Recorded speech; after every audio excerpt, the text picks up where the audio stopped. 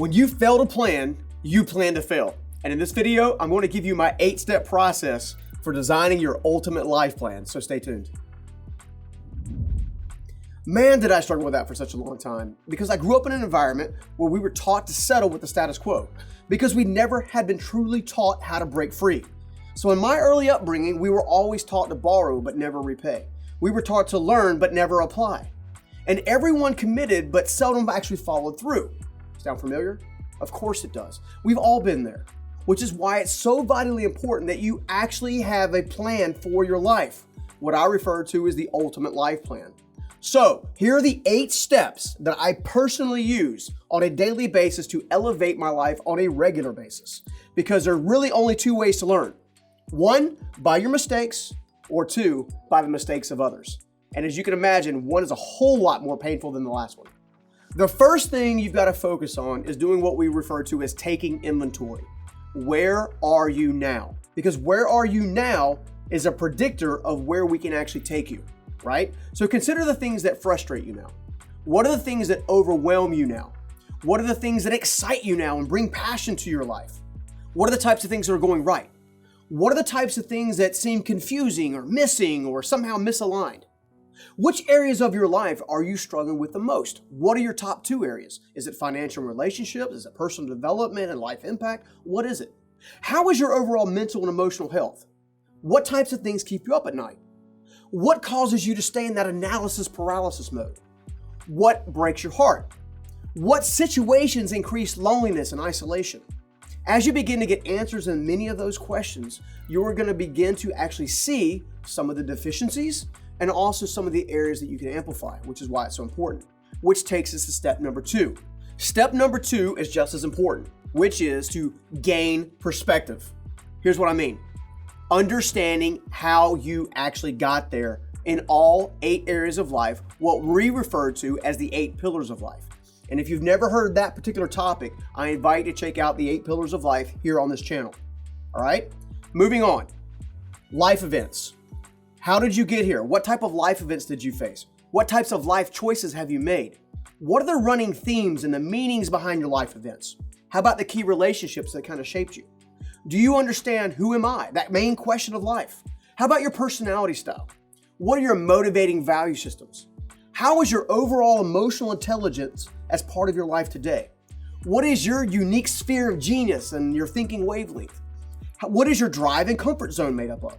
What are your gifts? What are your strengths? What are your talents? And finally, what are your struggles, your blind spots, and some of your natural adversity that you tend to struggle with? Once we understand that, we're ready to go to step 3, which is acknowledging your regular roadblocks.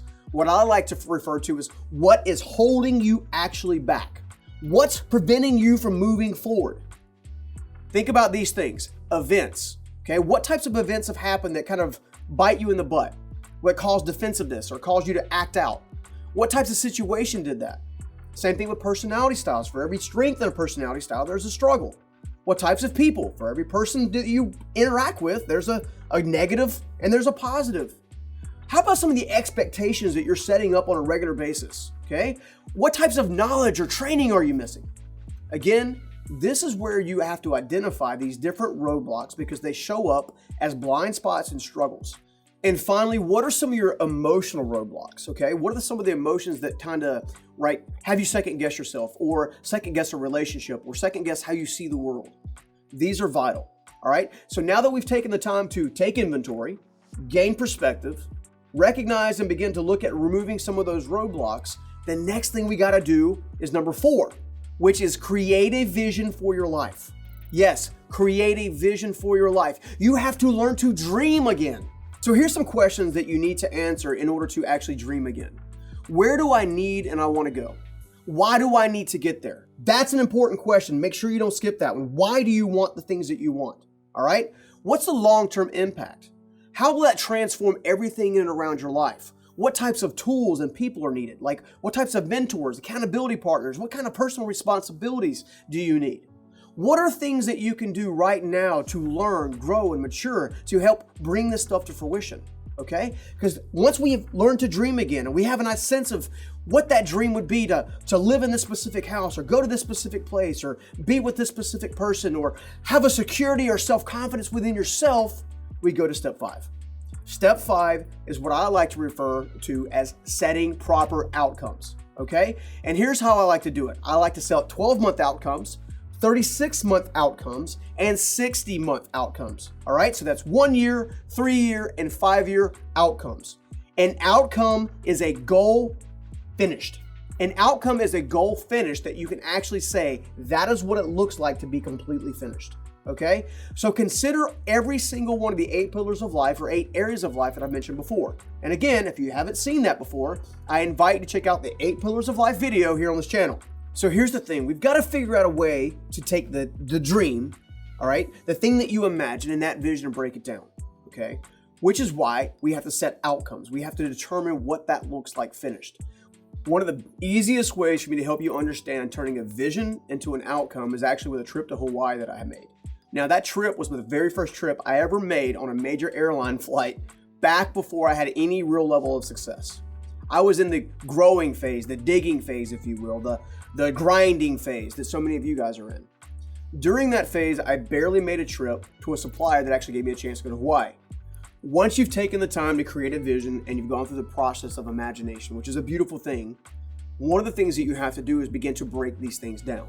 Now you've got to break them down in 3 very specific ways, okay? 1 year outcomes, 3 year outcomes, and 5 year outcomes, right? It's important to know where you need to start and have some quick wins to build up confidence. In other words, it's very important that you understand what your short-term vision is so you can grow it to your long-term vision. And if you don't take the time to break it out into outcomes from 1 year to 5 year, then your 1 year and your 3 year goals may not equal your 5 year, okay? That's why it's so important to develop an outcome. Now, an outcome is essentially a vision of a goal that's actually finished. I have this much money in the bank. I'm married to this person or this type of person. I'm making this level of impact. These areas will help us break down the action steps that we have to take by starting with the end and working backward to the beginning. That's how you take an outcome and turn it into something that you can actually use to build a future. Number 6 is this. Determine your motivational milestones. What does that mean? Not all milestones will actually motivate you to keep going. Here's the thing that you're going to struggle with when you're trying to create a life you love. You are going to face adversity. You are going to face sacrifice. There is a tax to be paid. So why not understand it going into it and see that it's worth it? A motivational milestone is an area in the timeline that you can stop and see some successes. So you can build on the successes so you can actually have the confidence you need to keep moving forward. If you have little successes, your confidence will build.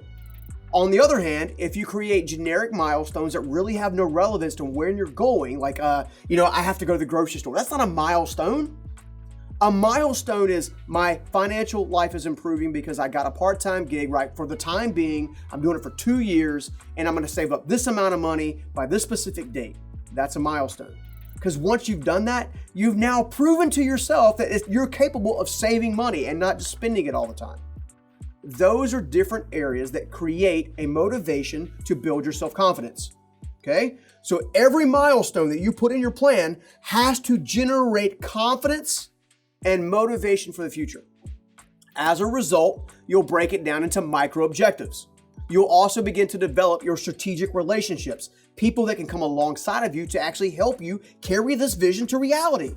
Not to mention your mentorship needs or your educational needs, right? What types of things are you going to use as part of your plan to motivate you? Like podcasts, books, YouTubes, seminars, even training like this right now. Whatever you use, it's got to motivate you to push past your limitations. Because where you think you are right now and what you think your limitations are, I am telling you, it's way past that. One of the best examples I can help you understand is this. The belief system that took me to $40,000 a year was not the same belief system that took me $100,000 a year. The belief system that took me from $100,000 a year to $1 million a year was not the same belief system. And then from $1 million to $30 million, $30 million to $50, you get the point, right?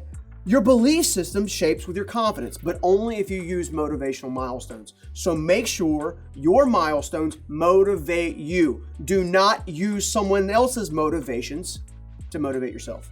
Use your motivations. Use those milestones to drive you and keep you moving forward. Now, number 7 is just as important, and here it is. Put routines into place. Think about, how can I consistently work towards my milestones? For example, I wake up every single morning.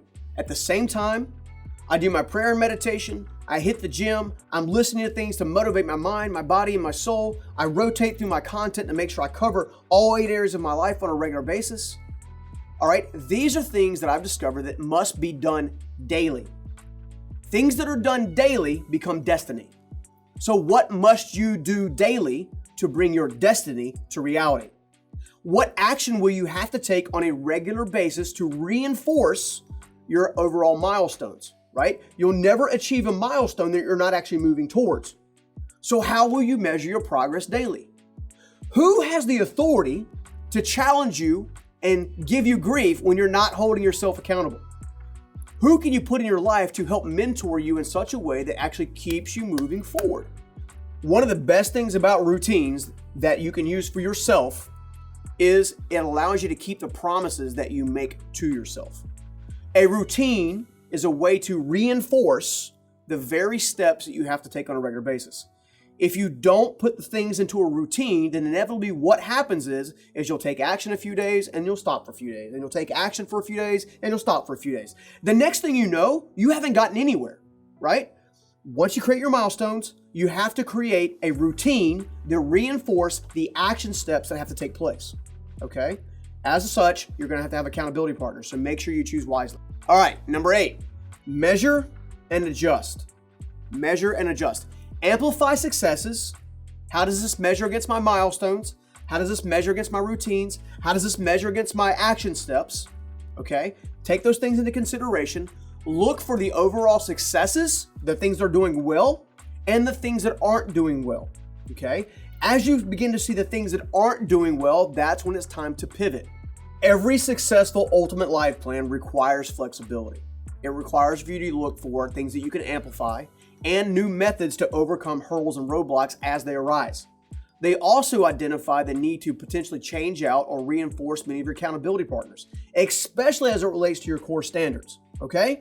As you look at measuring and adjusting your process, you'll begin to see things that you can use for your success and also things that are impeding your success.